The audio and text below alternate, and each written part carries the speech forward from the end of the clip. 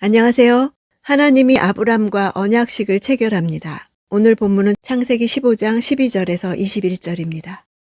12절, 해가 질 무렵 아브람이 깊은 잠에 빠져들었습니다. 캄캄해지자 그는 몹시 두려웠습니다.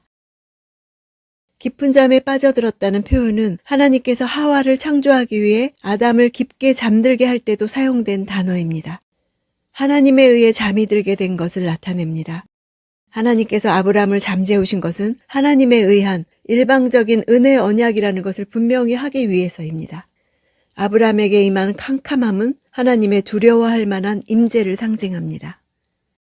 14절, 그러나 내가 내 자손들이 섬기던 그 민족을 반드시 심판할 것이며 그 후 내 자손이 많은 재산을 갖고 나올 것이다.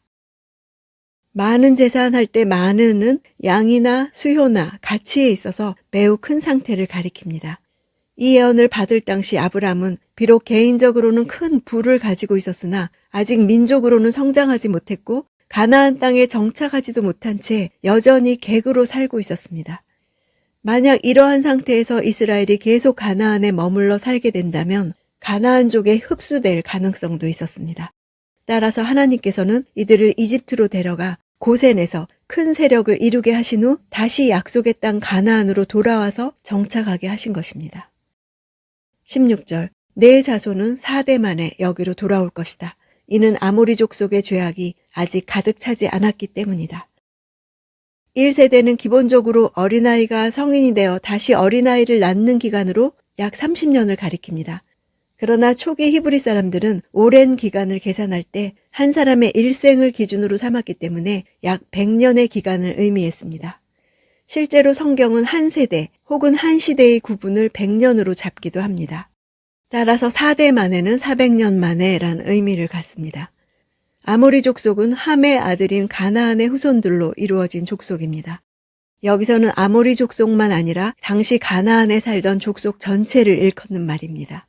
죄악이 가득 차지 않았다는 것은 당시 가나안 족속이 죄를 짓고 있었지만 죄의 절정 단계에는 아직 이르지 않았음을 보여줍니다.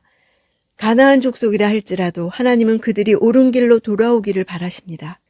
하나님은 한 민족의 복을 위해 다른 민족에게 이유 없는 심판과 파괴를 행하시는 분이 아닙니다. 그들의 죄가 완성되지 않았다는 것은 그런 하나님의 인내와 함께 그들의 삶의 변화에 따라 하나님의 반응이 달라질 수 있음을 말해줍니다. 그러나 끊임없는 가나안 족속의 죄악은 결국 하나님의 형벌을 필연적으로 만들었습니다. 장차 이스라엘이 가나안 땅을 차지하는 것은 이스라엘의 의로움 때문이 아니라 가나안 족속의 죄악된 삶이 절정에 달했기 때문입니다. 17절, 해가 지고 어둠이 덮이자 연기 나는 화로와 불붙은 횃불이 그 쪼갠 고기들 사이로 지나갔습니다. 드디어 언약 체결식이 진행됩니다. 하나님만 쪼개진 짐승들 사이를 지나가시면서 그들을 태웠습니다. 하나님께서는 홀로 지나가심으로써 내가 반드시 이 약속을 이룰 것이라고 말씀하시는 것입니다. 아브람에게 복을 주어 그의 자손을 하늘의 별과 같이 많아지게 하는 일은 오직 하나님에게 달린 일입니다. 하나님 홀로 시작하셔서 완성하실 것입니다.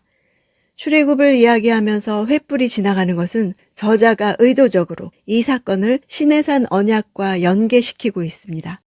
출애굽기에서 하나님이 이스라엘 백성들과 시내산에서 언약을 맺으실 텐데 이 언약을 아브람과 먼저 맺으시는 것입니다. 아브람으로 큰 민족을 이루시겠다는 약속이 실제로 실현될 언약이기 때문입니다. 연기와 불 등 십계명을 받을 때 쓰였던 표현이 그대로 쓰여지고 있습니다. 창세기 원독자들에게 출애굽 사건은 하나님의 섭리 아래 오랜 시간 준비되고 계획되어 왔다는 것입니다. 광야 생활의 여정을 보내면서 가나안 정복에 대해 초조해하는 이스라엘 백성들에게 하나님을 기다리라고 권면합니다. 그들의 조상 아브람은 하나님께 받은 약속이 성취되는 것을 보지 못하고 죽었지만 신실하신 하나님께서 몇백 년 후에 그 약속을 잊지 않고 이루어 주셔서 그들이 이집트를 떠날 수 있었다는 점을 강조하면서 권면한 것입니다. 18절, 그날에 여호와께서 아브람과 언약을 맺으시며 말씀하셨습니다. 내가 네 자손에게 이집트 강에서부터 큰 강 유프라테스 강까지 이 땅을 주었다. 이집트 강에서부터 큰 강 유프라테스 강까지는 당대의 중근동 지역에 살고 있는 사람들이 인식하고 있었던 세계 전체를 뜻합니다. 일개 유랑자 신분에서 족장의 위치까지 오른 그는 마므레 땅의 한 이방인 족장이 아니라 온 세상을 가진 자가 된 것입니다. 이집트 강은 아마도 나일강이 아니라 이집트와 가나안 접경에 있는 시내였을 것으로 추정됩니다. 19절에서 21절. 곧 겐 족속과 그니스 족속과 감문 족속과 헷 족속과 브리스 족속과 르바 족속과 아모리 족속과 가나안 족속과 기르가스 족속과 여부스 족속의 땅이다. 아브람 시대에 그 땅에 살았던 10족속의 이름을 나열하십니다. 10이란 숫자가 총체성을 상징한다는 점을 감안할 때 이 목록은 그곳에 사는 모든 족속들을 대표하는 것입니다. 하나님의 언약은 이미 내게 다 주었다는 뜻입니다. 아브라함은 생전에 막벨라 굴밖에 소유한 것이 없었습니다. 이스라엘은 한 번도 이 넓은 땅을 차지한 적이 없습니다. 가장 근접했던 때가 다윗과 솔로몬 시대였지만 역시 본문이 밝히고 있는 범위에는 근접하지 못했습니다. 하나님께서 약속하신 것이 이스라엘의 역사 속에서 실현되지 않은 것은 이스라엘이 하나님께서 주신 이 비전의 일부를 스스로 포기해서 빚어진 일이었습니다. 아브라함의 자손들이 하늘의 별과 같이 많아지기 위해서는 400년간 이집트에서 고난을 겪는 시간이 필요했습니다. 노예로 살았던 이집트에서 나올 때 마치 전쟁에서 이기고 전리품을 챙기듯 나올 것이라고 말씀하십니다. 단순히 노예 생활의 청산이 아니라는 것입니다. 목적이 있는 고난의 길이었다는 것입니다. 400년은 이스라엘이 인큐베이터 안에서 자라는 시간이었습니다. 창세기의 원독자인 출애굽한 이스라엘 백성들은 비로소 자신들의 이집트 400년 시간을 이해했을 것입니다. 지금 고난 가운데 있습니까?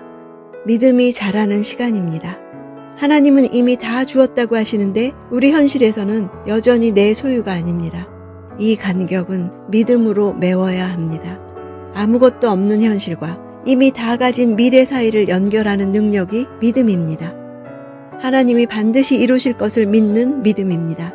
아브라함의 믿음을 친히 만들어 가시듯 나의 믿음도 하나님이 만들어 가실 것입니다.